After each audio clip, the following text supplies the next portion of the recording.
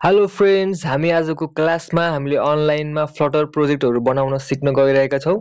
यदि तपाईको ल्यापटपमा एन्ड्रोइड स्टुडियो जस्तो सफ्टवेयरहरू राम्ररी चल्दैन, ल्याग चल्छ भने तपाईले मजाले अनलाइनमै गएर फ्लटर प्रोजेक्टहरू बनाउन सक्नुहुन्छ। हामीले गुगलको फायरबेस स्टुडियोलाई युज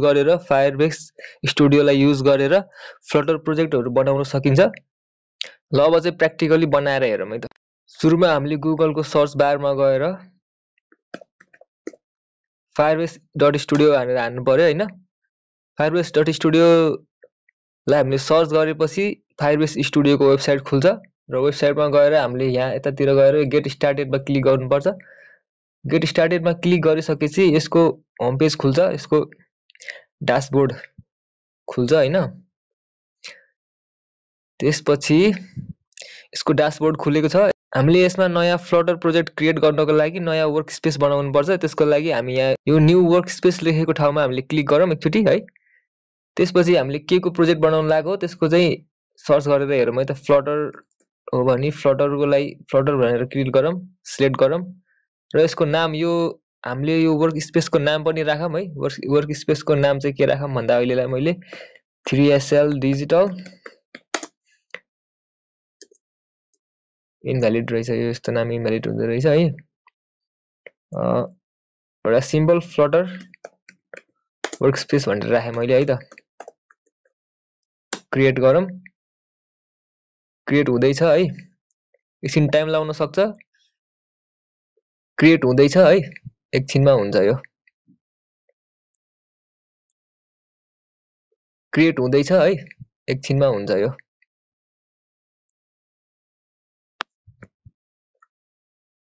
तपाईको इन्टरनेटको स्पिड अनुसार पनि यो छिटो ढिलो भन्ने कुरा हुन्छ है। त्यसैले यो हुनेबिर्स मजाले पर्खिनु होला।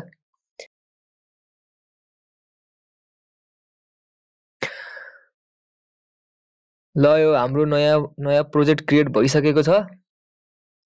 हामीले नयाँ प्रोजेक्ट क्रिएट गरिसकेका छौं। यसबाट हामीले अब लिबमा गएर main.data लाई खोलेर हेर्ने हो भने सबै हाम्रो यसमा सबै आउँछ। तपाईले एन्ड्रोइड स्टुडियोमा प्रोजेक्ट क्रिएट गरे पनि, तपाईले VS कोडमा क्रिएट गरे पनि र तपाईले अनलाइन आईडी युज गरेर यो गुगल फायरबेस स्टुडियो जस्तो अनलाइन आईडी युज गरेर गरे पनि सबै सेम नै हो हैन। यो तपाईको यहाँ रेडी हुँदैछ, यो नयाँ प्रोजेक्ट रेडी हुँदैछ, सबै कुरा यहाँ लोड हुँदैछ है। एकछिन हेरौँ। सबै फुल्ली क्रिएट भइसकेपछि यसमा तपाईको एन्ड्रोइड एमुलेटर, वेब एमुलेटर सबै यसमा रेडीमेड नै हुन्छ, सबै यसमै हुन्छ, सबै सेट भएरै आएको हुन्छ।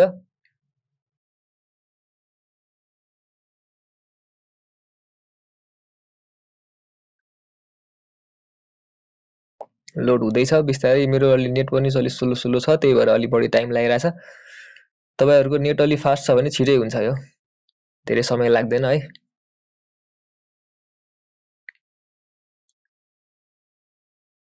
एन्ड्रोइड एमुलेटर पनि प्रिभ्यू हुँदैछ, लोड हुँदैछ है।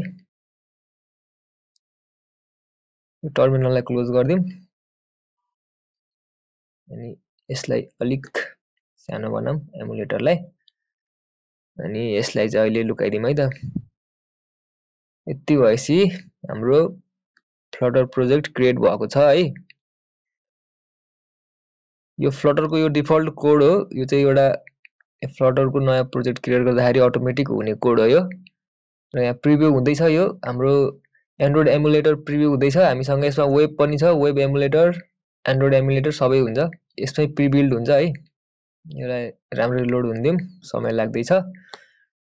लोड भइसकेपछि हाम्रो यो एन्ड्रोइड एमुलेटरमा हाम्रो प्रोजेक्ट लोड पनि भइसकेको छ। हेरौँ है त यसले राम्ररी काम गरिरहेछ कि गरिरहेको छैन।